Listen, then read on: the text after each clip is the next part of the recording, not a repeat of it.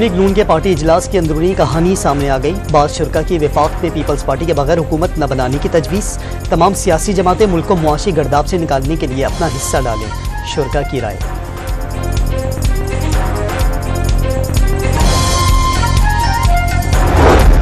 PTI का वफाक और पंजाब में अपोजिशन में बैठने का फैसला। बानी PTI की हिदायत पर सियासी जमातों से राब्ते कर रहे हैं। कौमी वतन पार्टी के रहनुमाओं से मुलाकात के बाद बैरिस्टर सैफ की मीडिया से गुफ्तगू।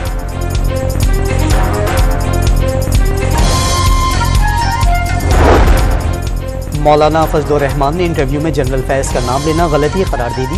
साथ ही जनरल बाजवा और फैज़ हमीद को 2018 इंतखाबात में धांधली का जिम्मेदार भी करार दे दिया।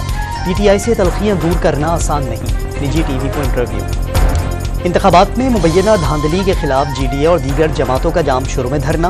हुकूमत 8 से 10 माह की मेहमान, अब मार्शल लॉ लग सकता है या एमरजेंसी, पीर वगारा का दावा। तहरीक इंसाफ के इंतखाबी नताइज में मुबैना धांधली के खिलाफ इस्लामाबाद में बैनुल अक़वामी मीडिया को ब्रीफिंग। कई हल्कों में टर्नआउट कम मगर वोट ज्यादा निकले, तर्जुमान PTI का दावा।